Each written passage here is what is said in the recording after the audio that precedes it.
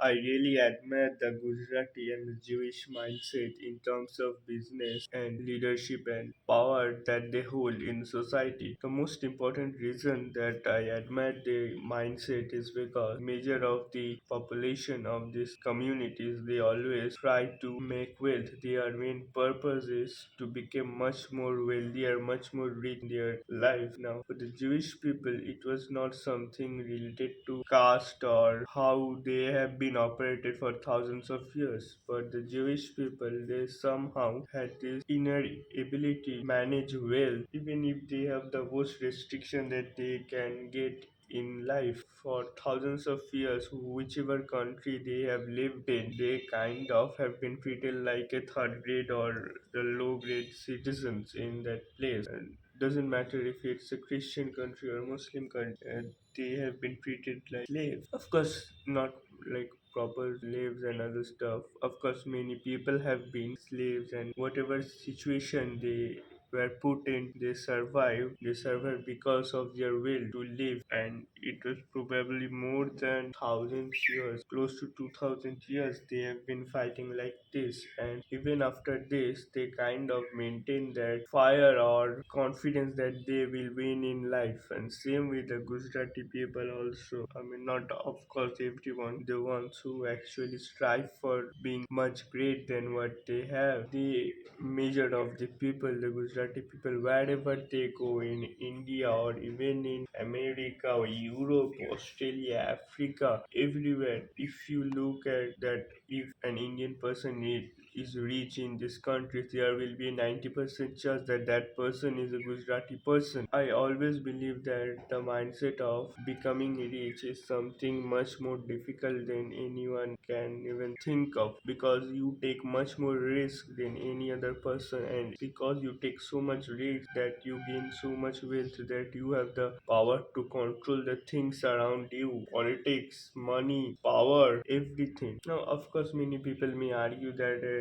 the Gujarati people have probably something with their caste. Even if we take the caste angle also, why can't we learn that the mentality they have been given from their childhood? From their childhood, the mentality they are getting is not that one day you will do a job, and it is not something related to caste, it is something related to mindset. Not every Gujarati people who is making money has something to caste.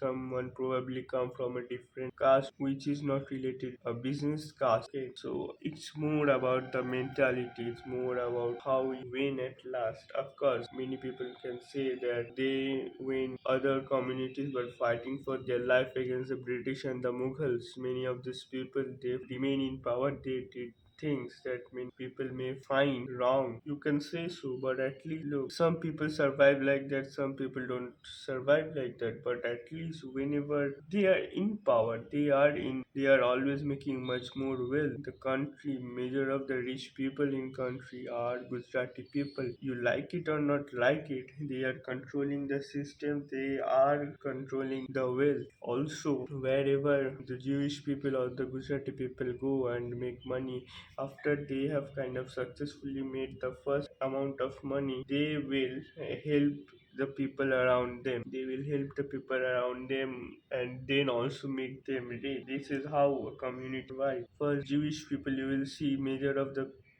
people, if someone want to be like rich and he has become rich, then he will help the persons or the families related to them. They will help because in their mindset they know that for 2000 years they have lived in such a way that they have to help each other so that they survive. And I think it has become their genetic thing. And you will see the same thing for Gujaratis also. They also do the same kind of person. And for me it is most of a business minded person, because somehow a business minded person kind of major of the people I have seen who has become businessman or industrialist or any kind of entrepreneur, whose background is probably not from a very rich background. When they kind of develop their personal, they also kind of do this thing. They help the people first. They make sure that the people around them also gets connected with him, and they also kind of make some kind of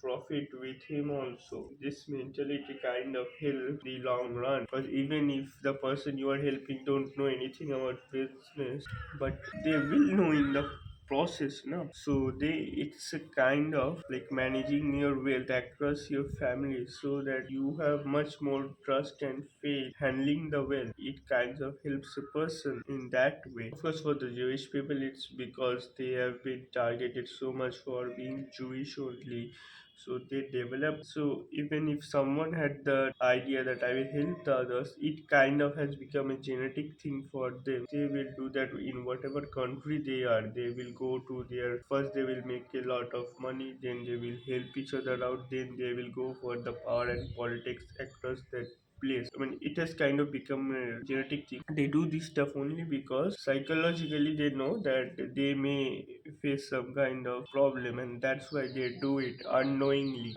And the more the days are going, the more I have started to understand and love this concept of being more rich, being more of helping the people around you, controlling the power around you. Of course, the one thing that I love the Jewish more than the Gujarati community, the Jewish people, they are much more unique, or they are much more taking risk in businesses that people have not tried. Why a large number of the Gujarati businessmen do things in the same way. If we hear about the Gujarati businessmen in America, it's basically motels, gas, lands. That's it. Of course, we all know that it is the thing that will be there for thousands of years later also. But if you as a businessman don't innovate or invest in innovation, then you are doomed as a person also, because you have to be creative even in these fields also. You cannot just invest in the same kind of stuff. While the Jewish mind,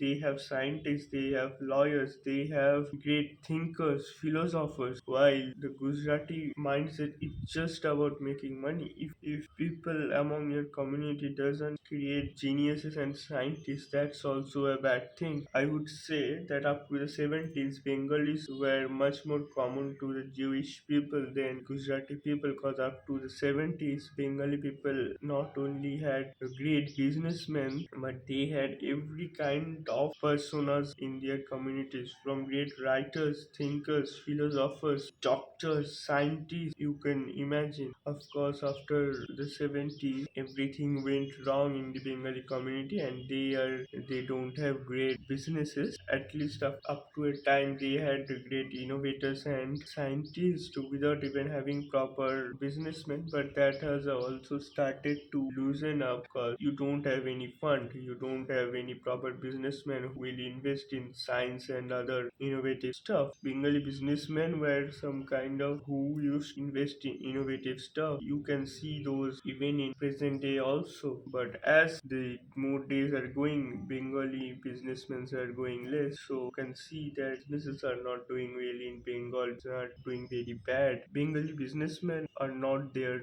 very much, and it's basically the non-Bengali people, the Gujarati people, and this is why I admire them. At least because of them, the state of Bengal is at least running. It doesn't matter what type of business they do, at least something is happening. Which I would say everyone should always strive for more wealth and power than they that have. 'Cause then can only you and your the people around you can have better lives.